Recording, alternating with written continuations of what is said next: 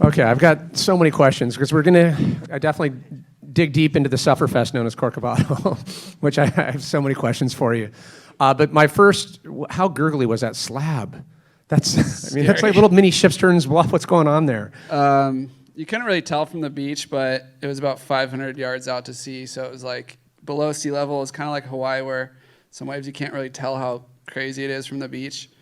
But we saw the swell was huge, so we just paddled out, and the closer we got, like the scarier it got. Yeah. So it was just like, we only had like a 2.5 hour window before that flight came, like in the movie it said. But so it was kind of like just go for it. And was that the most remote you've ever felt in all your travels? Yeah, 100%.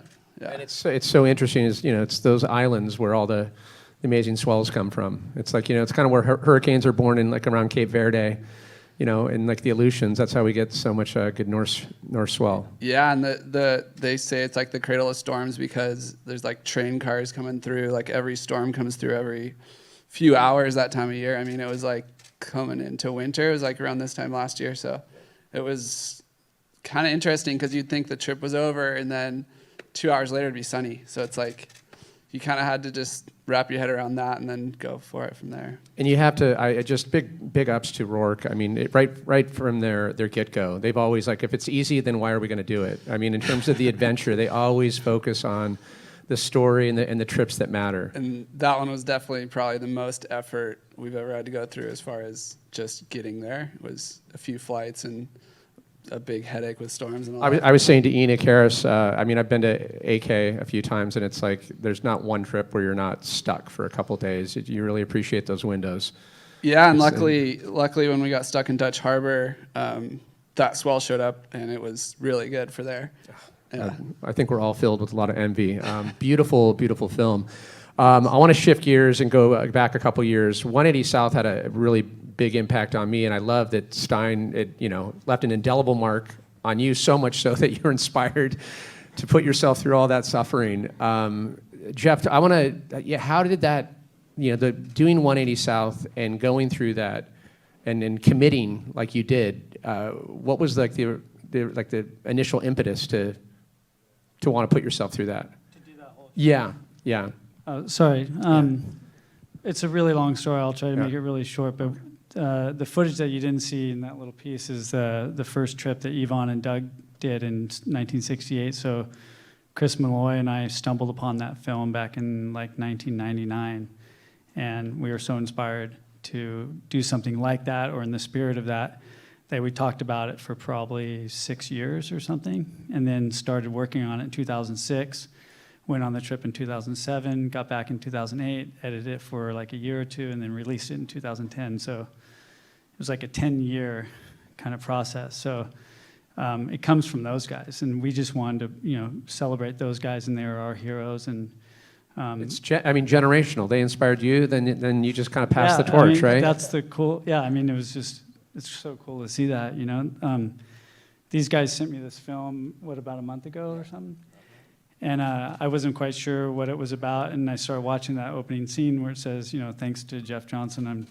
And I kind of felt bad, I was like,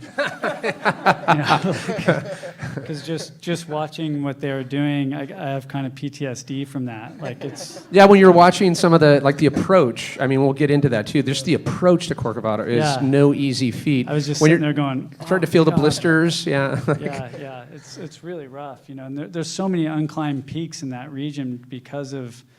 You can't get to them. It's so, as you know, it's like almost impossible just to get to them. You can fly a helicopter there, but that's kind of cheating. But we tried another peak before that, and before we even it was like a month before Corcovado, and we're like, oh, let's go do another peak. And beautiful peak, never been climbed. We took a boat there, got out, and we started hiking in there. And there was a point where we were going probably maybe 25, 30 feet an hour, like just breaking through that stuff.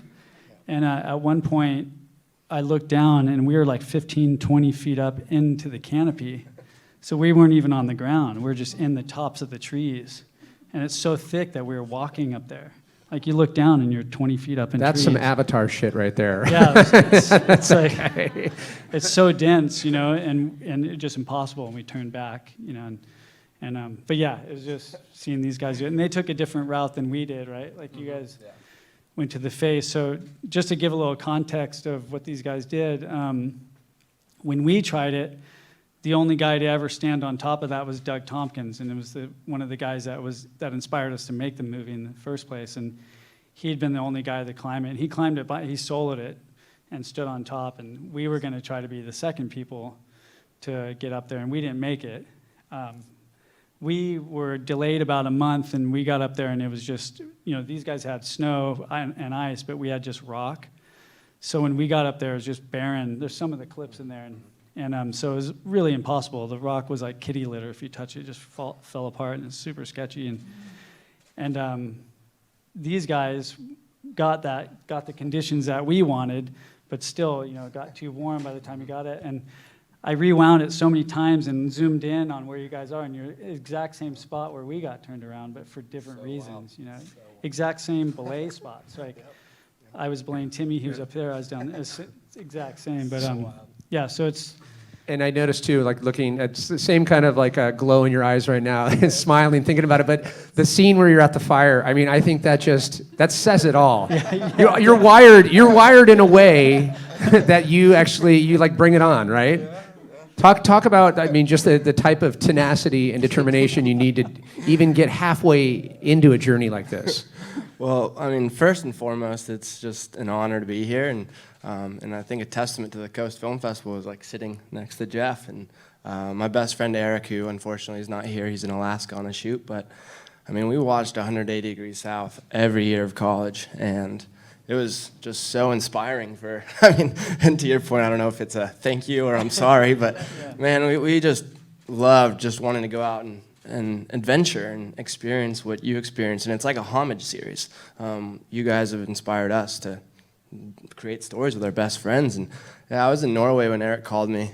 Just finished a sailing trip with a couple explorers, and he got a call. He's like, "Hey, yeah, no, let's go check out Corcovado. I think we can. I think now is the time of year to do it." And flew back, grabbed my brother Thor, and we're, back home for 2 days. And next, we're in a plane and we're driving to Corcovado in Chile. And man, every aspect of that trip was just like beach, like everything, the jungle. We went into the jungle, and I know it was kind of hard to depict, but we went in, and as you were saying, we were moving 50 feet an hour, like not at all. And for some reason, my machete was dull, and so it wasn't working, and there's leeches everywhere. We're all checking each other, and we ended up going in, flying the drone, and we're like, damn, we're screwed. There's no way we're going to get... That was such a good shot, because psychologically, when you're bushwhacking like that, it's really tough to stay sane. Yeah. And that drone shot, you're just like, you're miles and miles of that. Like, it just looks horrible. At that point, we're like, if we wanted to make it through the jungle and head up to the Northwest Ridge, because it's where it looked like the best skiing, we needed 4 extra days of food at least. And we came out, and we literally came out the same way we came in. And then we ended up going up the canyon. So it was, an all-around... Well, that's just the thing. After you do all that, everybody's like, yeah, they ski down. But then you had to do that again. Like, and back through there. Like, and on the way out, it was hard to depict because we were just trying to get out of there. We got news on the inReach that a massive storm was rolling in. And we're like, okay, let's run out of here. And the boat drivers on that little boat were just waiting. And we had... I don't know how the timing worked out so well, but once we got to that beach, the waves started picking up, and like people were losing their phones and ski boots. Everything's just kind of going to crap. And the boat drivers and our friend Raphael translated for us. He's like, if we were 10 minutes later to that beach, they wouldn't have picked us up because there was a 5-day downpour coming, and we had like a few packets of top ramen left, but we would have been eating this plant that's like a celery called nalka, which doesn't really taste very good, but we would have been eating on the beach just I feel like in a weird way you would have loved it either way. Oh, And I have to ask, how were those the best turns you ever felt when you guys dropped in? That was so surreal, and especially being out there with our best friends. And like Eric and I were randomly paired as roommates in college, and we've been just wanting to create stories, and just as you guys have, like for the last 9 years. And my brother Thor was there, and Rafa, and it was, it's interesting because we're all filming each other, like tossing the camera, like, okay, we got to get this. So there's so much, and as you know, in that entire adventure that we couldn't capture because we're like, as you're saying, we're walking up, next thing you know, we're like wow, we're at the top of the canopy. Like, how on earth did we get here? So there's so much depth to that adventure that's hard to capture, but it's also part of the memories. It's everyone's working together as a team. It's, as fans, I think we take it for granted, how much work all of you put in to these adventures. We see the end result, and it looks, and you mentioned it too, even in Alaska, that just the time, the effort, the setbacks. I'm curious to know what your best takeaway from that trip, because like I said, the imagery is just staggering. You were in good company with Chris Burkhardt. Like, he knows his way around Alaska. Yeah, Berkey and Ben Weiland had been there before, so they kind of prepped us for the trip as far as the conditions and what we're going to need for gear, because it's the conditions are so extreme that if you don't have the right gear, you won't last like an hour out there. So luckily we had snowboard gear to put over our wetsuits. We'd get suited up in the cabin and then ride for like an hour and a half to get to the waves and just be ready once we got there, because just suiting up and in that cold element just makes you lose so much heat in your body that you paddle out cold, and you don't want to do that because then you won't last. So there's all these little things, and luckily they clued us in a little bit beforehand, but just reacting to the weather and not being too in your head about, if the swell's not going to show, is it going to show? And then just kind of just rolling with the punches. And that's how those, trips go. You can't really count your, chickens before they hatch, and you just got to wait. And luckily that trip unfolded like really, really crazy. And favorite aspect of that trip? That last slab section I was just praying because that storm was coming, and they were kind of between storms, and that night going to bed, we didn't know if the plane was going to come, or there was a lot of question marks going into that day, and just the way it happened was just insane. And Jeff, how about, you've heard how you inspired with 180 South, but maybe some advice to some, the budding filmmakers in the audience when it comes to adventures such as these. I'm getting advice from these guys. I don't know. But yeah, that's a tough one. Just kind of like these guys have done, just follow your dreams and just do what you can do. I mean, figure out what you want to do and just put your life into it. And you really, as you know, you got to put everything into it, and you got to live it, and the commitment, you really have to commit with, you just can't half-ass it, so. And no pressure, Stein, are we going to see a sequel? Are you going back? Yeah, that's definitely the plan. We'd love to. And I mean, even to the point of story, or I don't know if it's as much advice, but Eric and I and my brother Thor were on a ski trip in Whistler our last semester of college, and we had just watched 180 Degrees South for probably the 30th time.